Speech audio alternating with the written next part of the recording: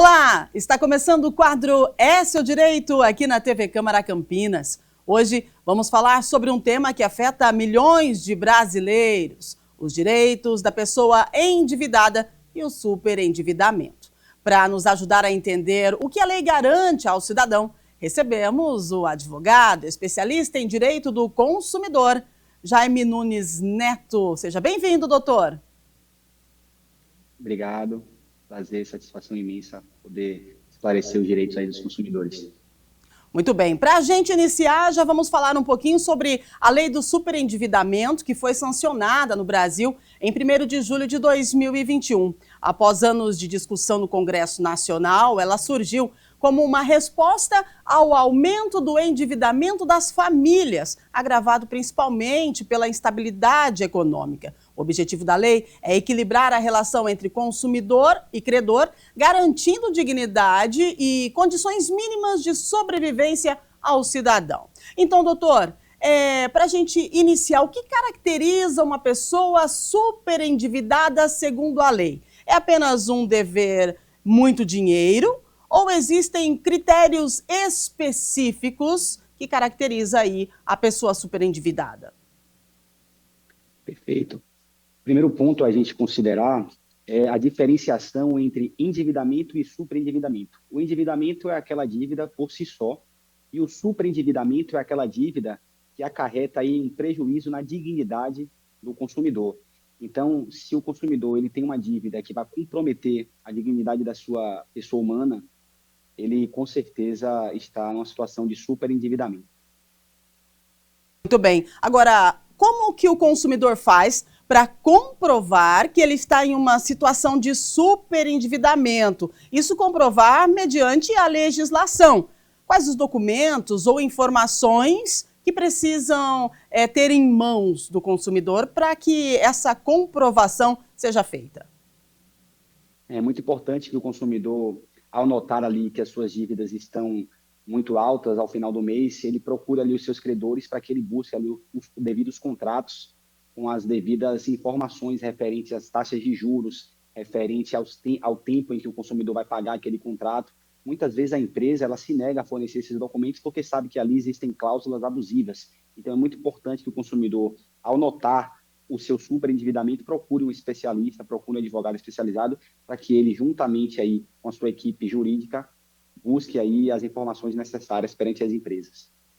Doutor, agora, muitas pessoas acumulam empréstimos, cartões de crédito, financiamentos também. Em que momento essa situação passa a ser considerada superendividamento pela lei? E como que a gente deve proceder mediante essas ofertas astronômicas de créditos que vêm para a gente, principalmente agora com bancos digitais? Bom, perfeito. A justiça, ela entende em algumas situações, em processos de superendividamento, que as dívidas que comprometem ali a partir de 30% da renda mensal do indivíduo já podem começar a preocupar a título ali de um superendividamento. Então, o consumidor ele deve sempre ficar atento a essas ofertas muito fáceis de crédito, porque ali existem cláusulas leoninas, existem taxas de juros que podem ser prejudiciais ao longo do tempo, fazendo com que essas dívidas se tornem uma bola de neve e comprometam a dignidade do consumidor. Excelente. Agora, quem está super endividado pode procurar diretamente o banco ou a empresa, né, para renegociar as dívidas com base na lei? Como que é feito esse pedido na prática? A gente procura um advogado ou a gente vai direto no banco que a gente deve?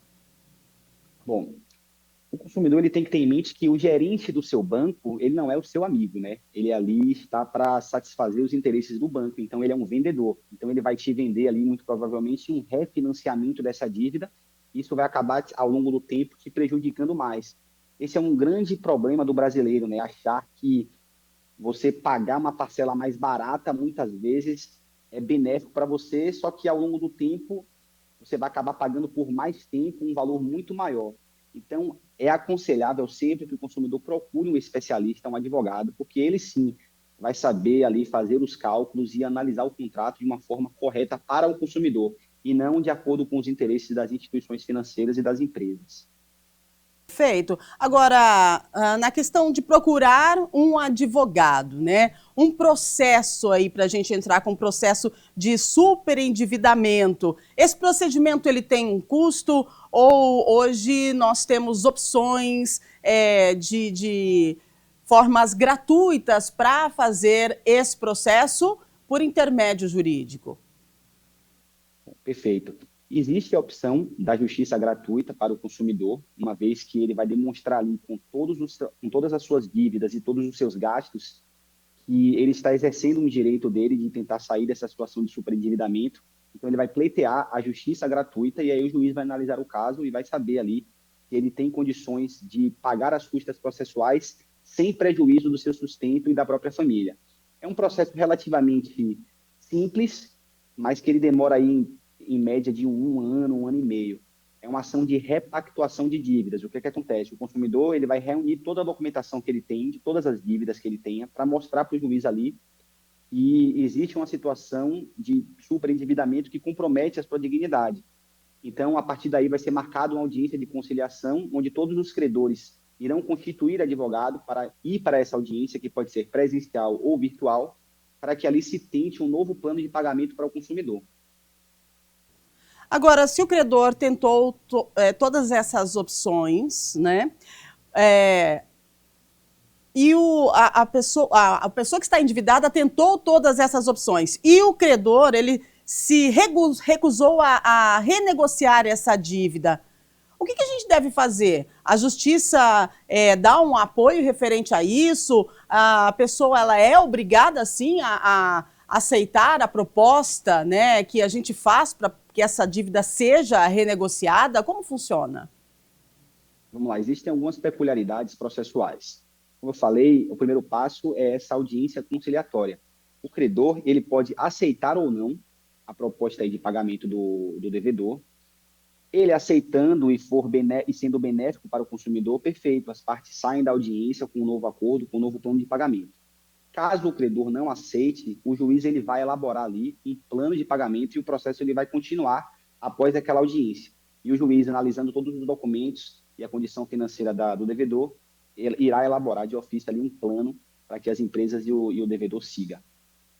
Doutor Jaime, tem um limite legal para desconto de dívidas diretamente no salário ou no benefício do INSS? E quanto que pode ser descontado, no mínimo?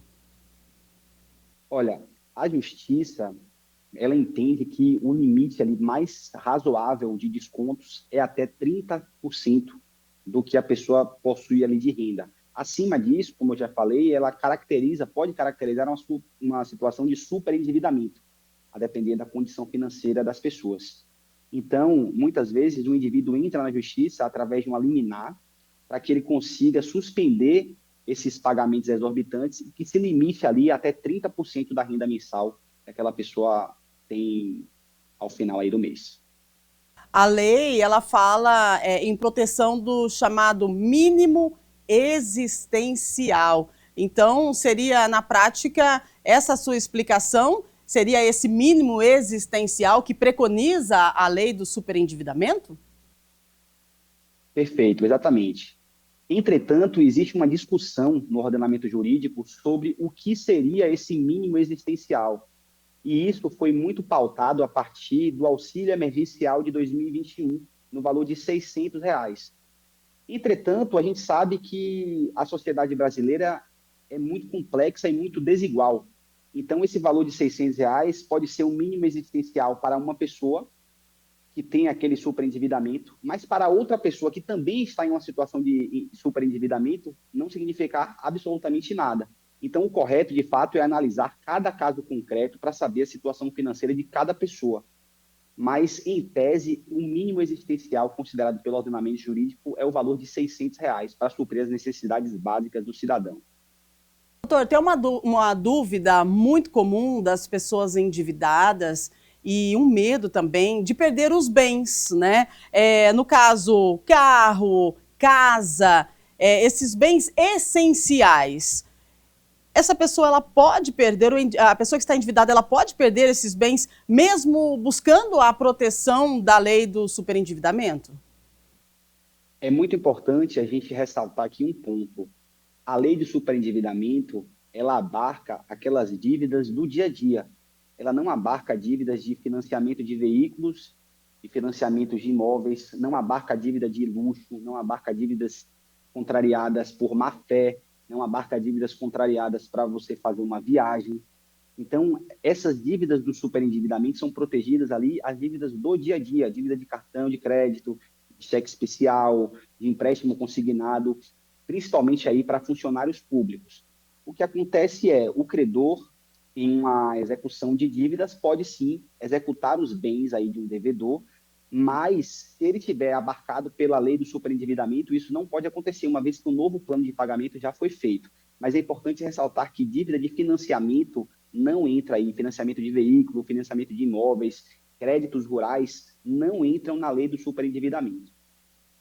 Muito bem explicado. Agora, antes de chegar a uma situação extrema de superendividamento, doutor, é possível buscar caminhos legais para reequilibrar as finanças? Que orientações, doutor Jaime, deixa para quem está começando a se endividar agora, né, bem que no início do ano? Como que a gente faz para poder equilibrar os orçamentos? Perfeito.